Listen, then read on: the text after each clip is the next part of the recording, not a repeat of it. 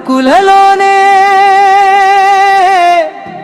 చిరునవ్వు మెరిపించే రాత్రి, మనసుకు పవిత్ర ప్రయాణమే.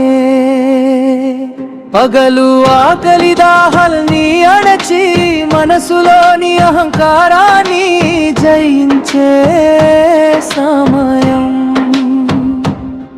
నిజమైన ఉపవాసం కడుపుకే కాదు, మనసుకు, మాటలకు, ఆలోచనలకు కూడా. ప్రార్థన ప్రతి నిమిషంలో మనిషి తనలోని దైవాన్ని చూస్తాడు. చిన్న తప్పుకి క్షమ కోరుతూ మంచి మార్గం వైపు అడుగులు వేస్తాడు. పేదవాడి ఆకలి తెలిసే రోజు ఇది, పంచే చేతులు పెరిగే పండుగ ఇది. జకాతు రూపంలో ప్రేమను పంచే మనసుల మధుర క్షణం ఇది. రంజాన్ వెలుగంతా చందమా నలుపులోనే,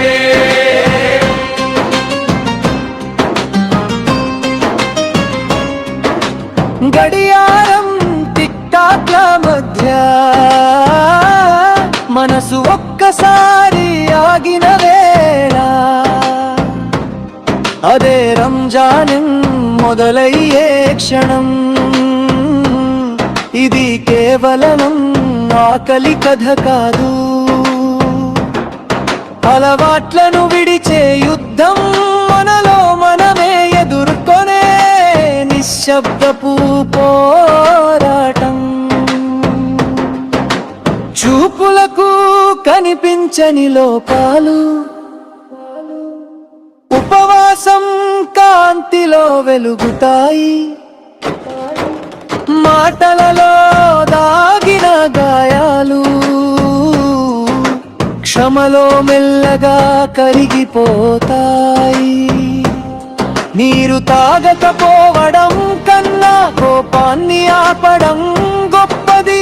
అన్నం మానడం కన్నా అహంకారాన్ని విడిచేయడం పవిత్రం. సాయంత్రపు ఇఫ్తార్ సువాసనలో కలిసే కుటుంబాల ఆనందం అనంతం. అన్నదమ్ముల బంధాలను మరింత దగ్గర చేసేదే రంజాన్ మాధుర్యం. చివరికి చెప్పేది ఒక్కటే, ఉపవాసం ముగిసిన మనలోని మంచితనం ఎప్పటికీ ముగియకూడదు.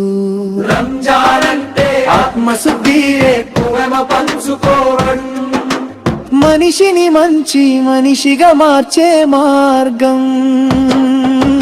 రంజాన్ వెలుగంతా చంద్రమా నలుపులోనే, ప్రతి నమాజీ ఒక ప్రశ్నలా నువ్వెవరు అని అడుగుతుంది. ప్రతి సజ్దా ఒక జవాబుగా నేను మారుతున్నాను అని చెబుతుంది. చీకటి పొడవున నడిచిన మనసు ఇఫ్తార్ వెలుగులో తేలిక పడుతుంది.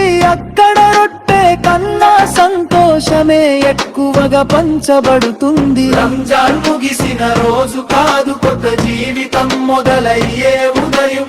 మనసులో వెలిగిన దీపం ఎప్పటికీ ఆరిపోకూడని సందేశం. రంజాన్ అంటే నిన్ను నీవు తిరిగి కనుగొనే ఒక నిశ్శబ్ద యాత్ర.